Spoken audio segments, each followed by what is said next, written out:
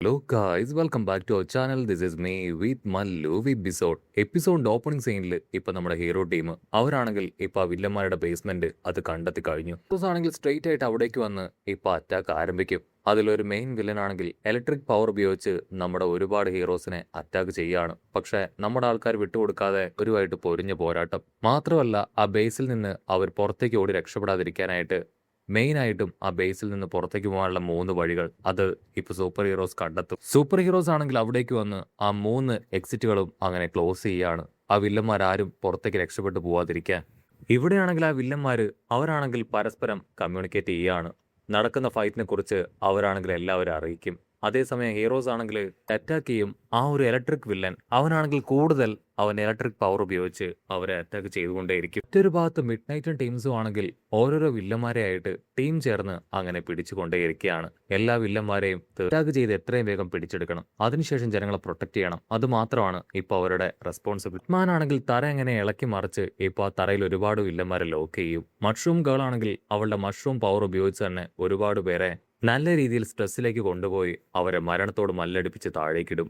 നമ്മുടെ ഹീറോസിനാണെങ്കിൽ ലോങ് റേഞ്ചിൽ നിന്ന് അറ്റാക്ക് ചെയ്യാനുള്ള എബിലിറ്റി ഉണ്ട്. അതുകൊണ്ട് തന്നെ ഒരുപാട് വില്ലന്മാരെ അവരവരുടെ ഡിഫറെന്റ് ആയിട്ടുള്ള പവറുകൾ വെച്ച് കമ്പൈൻഡ് ആയി അറ്റാക്ക് ചെയ്ത് തോൽപ്പിച്ചു. ഇത് ഓക്സ് ആണെങ്കിൽ ട്വൈസിനെ മാത്രം ഒരു പ്രത്യേക സ്ഥലത്ത് അങ്ങനെ ലോക്ക് ചെയ്ത് വെച്ചിരിക്കുകയാണ്. കാരണം ട്വൈസ് പുറത്തേക്ക് വന്നു കഴിഞ്ഞാൽ ഒറ്റയടിക്ക് അവന്റെ ക്ലൗൺസിനെ ക്രിയേറ്റ് ചെയ്ത് 1,00,000 മുകളിൽ ക്ലൗൺസുകളെ ക്രിയേറ്റ് ചെയ്ത് അവർക്ക് ഹീറോസിനെ തോൽപ്പിക്കാനായിട്ട് കഴിയും. സോ അത് മനസ്സിലാക്കിയ ഓക്സ് ആണെങ്കിൽ ബുദ്ധിപരമായിട്ട് അവനെ ഇപ്പോൾ ഒരു ഭാഗത്ത് അങ്ങനെ ലോക്ക് ചെയ്ത് വെച്ചിരിക്കുകയാണ്. ട്വൈസിനാണെങ്കിൽ ഒരുപാട് കുറ്റബോധം തോന്നും. ഞാൻ എപ്പോഴും ഇങ്ങനെ തന്നെയാണ്, വിഡ്ഢിയെ പോലെ ഞാൻ മറ്റുള്ളവരെ അന്ധമായിട്ട് വിശ്വസിക്കും. അതാണ് എനിക്ക് പറ്റുന്ന ഏറ്റവും വലിയ ചതി.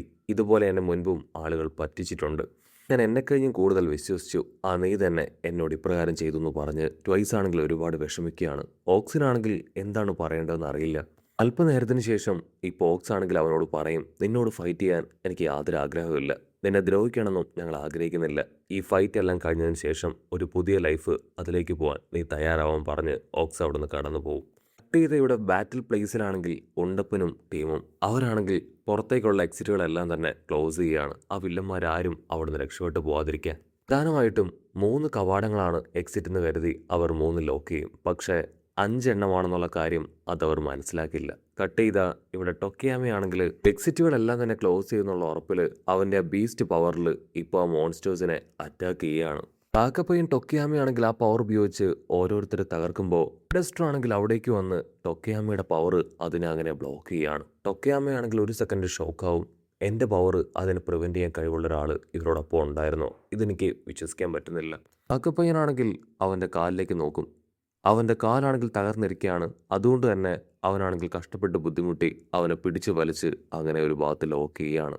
ഉടനെ ബീസ്റ്റ് മാൻ ആണെങ്കിൽ എന്തോ ഒന്ന് കണ്ട് ഷോക്കായിട്ട് ആ കാര്യം കാക്കപ്പയ്യനോട് പറയാണ്. അത് മറ്റൊന്നുമല്ല, ഒരു ജയന്റ് രൂപം അവൻ ആ ബിൽഡിങ്ങിൻ്റെ ഉള്ളിൽ കണ്ടു എന്നതാണ്. അത് മറ്റാരുമല്ല, ആ ഡ്രൈവ് മാന്. ഉണ്ടപ്പനാണെങ്കിൽ ഇപ്പോൾ അവരോട് പറയും, ടെൻഷൻ ആവേണ്ട കാര്യമില്ല.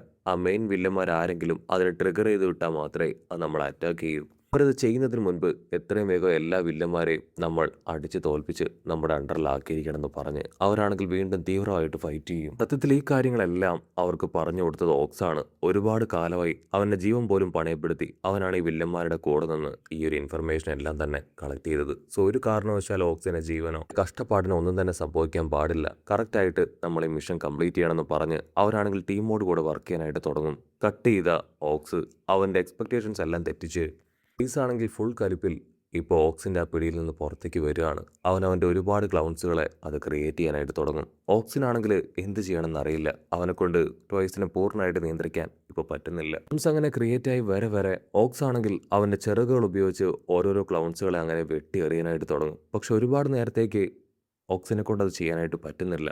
ഐസ് ആണെങ്കിൽ മിനിറ്റുകൾ വെച്ച് ഒരുപാട് ക്ലൗൺസുകളെ ക്രിയേറ്റ് ചെയ്യുന്നതുകൊണ്ട് അവൻ്റെ ശക്തി അതങ്ങനെ കുറഞ്ഞു വരികയാണ്. മാത്രമല്ല ഓക്സിനോടൊപ്പം ചേർന്ന് ഫൈറ്റ് ചെയ്യാനുള്ള എബിലിറ്റിയും കഴിവും ഇല്ല എന്നുള്ള കാര്യം ഓക്സ് ആണെങ്കിൽ ഒരുപാട് വിഷമത്തോടു കൂടെ മനസ്സിലാക്കും. ഓക്സ് തന്നെ ചതുക്കിയായിരുന്നു എന്നുള്ള വേദന ഒരു ഭാഗത്ത്, അതുപോലെ തന്നെ ഓക്സുമായിട്ട് എതിർത്ത് നിൽക്കാൻ കഴിയുന്നില്ല എന്നുള്ള അവൻ്റെ ദയനീയത അത് മറ്റൊരു ഭാഗത്ത്. അങ്ങനെ അതെല്ലാം ഓർത്ത് അവനാണെങ്കിൽ വിഷമിച്ച് കരയാനായിട്ട് തുടങ്ങും. ആണെങ്കിൽ അവൻ്റെ ദേഷ്യവും സങ്കടവും അടക്കാൻ കഴിയാതെ ഓക്സിനെ ചീത്ത വിളിച്ചുകൊണ്ടേയിരിക്കും. അതിന് ഓക്സ് പറയും, നിങ്ങൾ ഈ വേൾഡിന് തന്നെ ചേഞ്ച് ചെയ്യാനായിട്ട് ശ്രമിക്കുകയാണ്. നിങ്ങൾക്ക് ഹീറോസിനെ ഇഷ്ടമല്ല, എങ്ങനെയെങ്കിലും നിങ്ങളുടെ അധീനതയിലേക്ക് ലോകത്തെ കൊണ്ടുവരാനായിട്ട് സ്വാർത്ഥരായി നിങ്ങൾ ശ്രമിച്ചുകൊണ്ടിരിക്കുകയാണ്. അത് തടയാനാണ് ഞങ്ങൾ ഹീറോസ് ഇപ്പോൾ ശ്രമിച്ചുകൊണ്ടിരിക്കുന്നത്. എന്ത് വില കൊടുത്തും ഞങ്ങൾക്കത് തടഞ്ഞേ പറ്റൂ. നീ ഇനിയെങ്കിലും അത് മനസ്സിലാക്കണം. ഈ ഒരു വലിയ യുദ്ധവും ഫൈറ്റും നിങ്ങൾ നിർത്താൻ തയ്യാറല്ല. ഞങ്ങൾക്കും അത് വിട്ടുകൊടുക്കാനായിട്ട് കഴിയുന്നില്ല. ട്വൈസ്, ഇപ്പോഴും ഞാൻ നിന്നോട് പറയുന്നു, എനിക്ക് നിന്നോട് ഫൈറ്റ് ചെയ്യാൻ യാതൊരു താല്പര്യവുമില്ല. നീ ഒരു നല്ല ആളാണ്, അത് ഞാൻ തിരിച്ചറിഞ്ഞു കഴിഞ്ഞു. സോ എങ്കിലും യാഥാർത്ഥ്യം അതെന്താണെന്ന് തിരിച്ചറിഞ്ഞ് നീ അത് മനസ്സിലാക്കി എന്നോടൊപ്പം നിൽക്കാനായിട്ട് അവനാണെങ്കിൽ വീണ്ടും വീണ്ടും ട്വൈസിനോട് പറഞ്ഞുകൊണ്ടേയിരിക്കും. പക്ഷെ ട്വൈസ് ആണെങ്കിൽ അതൊന്നും തന്നെ മൈൻഡ് പോലും ചെയ്യാതെ വീണ്ടും വീണ്ടും ക്ലൗൺസിനെ ഉപയോഗിച്ച് ഓക്സിനെ അറ്റാക്ക് ചെയ്തുകൊണ്ടേയിരിക്കും. പക്ഷെ ഓക്സ് ആണെങ്കിൽ ഇപ്പോൾ അങ്ങനെ ടേൺ ചെയ്ത് ട്വൈസിന്റെ ബോഡിയിൽ ചെറിയൊരു സ്ക്രാച്ച് ഉണ്ടാക്കി അവനെ കൺട്രോൾ ചെയ്യാൻ നോക്കുകയാണ്. അപ്പോഴായിരിക്കും ആ ഡാബ് വില്ലൻ അവൻ അവിടേക്ക് വരിക. അവനാണെങ്കിൽ ഓക്സിനെ കണ്ട് ഇവരുടെ ഇടയിലെ ബ്ലാക്ക് ഷീപ്പ് അത് ഓക്സ് ആണെന്ന് തിരിച്ചറിഞ്ഞ് ഇപ്പോൾ ഓക്സിനെ അറ്റാക്ക് ചെയ്യുകയാണ്. അവനാണെങ്കിൽ ട്വൈസിനോട് പറയും, നിങ്ങൾ ഹീറോസ് ആണെന്ന് സ്വയമേ ധരിച്ചു വെക്കുന്നവരാണ്. യഥാർത്ഥത്തിൽ ഇവിടുത്തെ ഹീറോസ് അത് ഞങ്ങളാണ്. ഞങ്ങളെ തകർക്കാൻ ഞങ്ങൾ ആരെ അനുവദിക്കില്ല എന്ന് പറഞ്ഞ് അവനാണെങ്കിൽ ഓക്സിന്റെ പാതി ചരക് തന്നെ വെട്ടിയിരിക്കും. അതിനുശേഷം തീ ഉപയോഗിച്ച് ഓക്സിനെ അറ്റാക്ക് ചെയ്യുകയാണ്. ഓക്സിന്റെ തൊട്ടടുത്ത് തന്നെ ട്വൈസ് ഉണ്ട്. ഓക്സ് ആണെങ്കിൽ ട്വൈസിനെ പ്രൊട്ടക്ട് ചെയ്ത് അവനൊരു ഭാഗത്തേക്ക് കൊണ്ടുവരും. ട്വൈസിന് യാതൊരു വിധത്തിലുള്ള പോറലും ഏൽക്കാൻ ഓക്സ് ആണെങ്കിൽ അനുവദിക്കില്ല. ഓക്സ് ആണെങ്കിൽ ദേഷ്യപ്പെട്ട് ഡാബിയോട് ചോദിക്കും, ഞാനാണ് വില്ലൻ എന്ന് പറഞ്ഞ് നീ ട്വൈസിനെ തന്നെ എന്തിനാണ് അറ്റാക്ക് ചെയ്യാൻ ശ്രമിക്കണേ? അതിന് ഡാബി പറയും, നിങ്ങൾ ഹീറോസ് അല്ലേ, മറ്റുള്ളവരെ പ്രൊട്ടക്ട് ചെയ്യാൻ നിങ്ങൾക്ക് ഭയങ്കര ഇഷ്ടമല്ലേ, സോ നീ അവനെ പ്രൊട്ടക്ട് ചെയ്യുമെന്ന് എനിക്ക് നന്നായിട്ട് അറിയാം. മുതലേ ഞങ്ങൾക്ക് എല്ലാവർക്കും നിന്നിൽ വലിയ സംശയം ഉണ്ടായിരുന്നു. അതുകൊണ്ടാണ് എല്ലാവരും എല്ലാ കാര്യങ്ങളും നിന്നിൽ നിന്ന് മറച്ചു വെച്ചത്. ഈ വിഡ്ഢിയായ ട്വൈസ് മാത്രമാണ് നിന്നെ വിശ്വസിച്ചതെന്ന് പറയും. ഓക്സ് ആണെങ്കിൽ ഡാബിയോട് ചോദിക്കും, ഞാൻ ഒരു സ്പൈ ആണെന്ന് നിങ്ങൾക്ക് എങ്ങനെ മനസ്സിലാക്കാൻ കഴിഞ്ഞു? എന്നിൽ എങ്ങനെയാണ് നിങ്ങൾക്ക് സംശയം തോന്നിയത്? അത് കേട്ട് അവനാണെങ്കിൽ ചിരിക്കും, വെരി സിമ്പിൾ, തുടക്കം മുതലേ ഞാൻ നിന്നെ വിശ്വസിച്ചിട്ടില്ല. മാത്രമല്ല നിന്റെ മൂവ്മെന്റ്സ് ഞങ്ങൾ വാച്ച് ചെയ്യായിരുന്നു പറയും. ആ ഗ്യാപ്പിൽ ഇപ്പോൾ ട്വൈസ് ആണെങ്കിൽ ചാടി എഴുന്നേറ്റ് ഓക്സിനെ പിടിക്കും. ആണ് കറക്റ്റ് സമയം എന്ന് പറഞ്ഞ് ഡാബി ആണെങ്കിൽ ഇപ്പോൾ ഓക്സിനെ കത്തി എരിയിക്കാനായിട്ട് ശ്രമിക്കുകയാണ്. ട്വൈസ് ആണെങ്കിൽ വീണ്ടും അവൻ്റെ ക്ലൗൺസിനെ ക്രിയേറ്റ് ചെയ്ത് ഓക്സിനെ അനങ്ങാൻ പറ്റാത്ത രീതിയിൽ ലോക്ക് ചെയ്യും. ഡാബി ആണെങ്കിൽ ട്വൈസിനോട് പറയും, നിന്റെ സഹായം ഇപ്പോൾ നമ്മുടെ ഫ്രണ്ട്സിന് ആവശ്യമാണ്. മുകളിൽ മുഴുവൻ സൂപ്പർ ഹീറോസ് അങ്ങനെ നിറഞ്ഞു നിൽക്കുകയാണ്. എത്രയും വേഗം നീ ക്ലൗൺസ് ക്രിയേറ്റ് ചെയ്ത് അവരെ അറ്റാക്കി നീ മുകളിലേക്ക് പോകണം. പിന്നെ ട്വൈസ് ആണെങ്കിൽ ഓക്കെ പറഞ്ഞ് മുകളിലേക്ക് പോകാൻ ശ്രമിക്കും. കാര്യങ്ങൾ കൈവിട്ട് പോവുകയാണെന്ന് മനസ്സിലാക്കിയ ഓക്സ് ആണെങ്കിൽ എങ്ങനെയെങ്കിലും ഡാബിയുടെ ലോക്ക് തകർത്ത് ട്വൈസിനെ അറ്റാക്ക് ചെയ്യാനായിട്ട് റെഡിയാവും. ഓക്സ് ആണെങ്കിൽ അവനെ തട്ടിത്തെറിപ്പിച്ച് ഇപ്പോൾ ഡാബിയെ അറ്റാക്ക് ചെയ്യാനായിട്ട് കറങ്ങി വരും. ഓക്സിനെ ഡൈവേർട്ട് ചെയ്യാനായിട്ട് ഡാബി ആണെങ്കിൽ അവൻ്റെ റിയൽ നെയിം പറയും. അത് കേട്ട് ഓക്സ് ആണെങ്കിൽ ഒരു സെക്കൻഡ് അങ്ങനെ ഫ്രീസ് ആയിട്ട് നിൽക്കും. മാത്രമല്ല അവനാണെങ്കിൽ ഓക്സിന്റെ റിയൽ നെയിമും ഓക്സിനോട് പറയും. ഓക്സ് ആണെങ്കിൽ ഒരു സെക്കൻഡ് അത് കേട്ട് ഫ്രീസ് ആയി പോവാണ്. റിയൽ നെയിം എങ്ങനെ ഇവ മനസ്സിലാക്കിയും ചിന്തിക്കും. അതേസമയം ട്വൈസ് ആണെങ്കിൽ ഇപ്പം മുകളിലേക്ക് വരും. അവന്റെ ഫ്രണ്ട്സുകളെ മുഴുവൻ സൂപ്പർ ഹീറോസ് പിടിച്ചൊന്ന് മനസ്സിലാക്കി ഇനി ഞാൻ മാത്രമാണ് ഇവരുടെ ഹോപ്പ് എന്ന് പറഞ്ഞ് അവന്റെ ക്ലൗൺസുകളെ അങ്ങനെ അൺലിമിറ്റഡ് ആയിട്ട് ക്രിയേറ്റ് ചെയ്യാനായിട്ട് തുടങ്ങും. ദൂരത്തായിട്ട് കോമ്പസിനെയും ടോഗയെയും അവർ രണ്ടുപേരെയും ഒരു സൂപ്പർ ഹീറോ പിടിച്ചു വെച്ചിരിക്കുന്നതായിട്ട് ഇപ്പോൾ ട്വൈസ് കാണും. അവനാണെങ്കിൽ കലി ഇളകി അവിടേക്ക് ചാടി വന്ന് ആ ഒരു സൂപ്പർ ഹീറോയെ ഒറ്റ വെട്ടിന് കൊന്നുകളഞ്ഞ് അവർ രണ്ടുപേരെ സേവ് ചെയ്യും.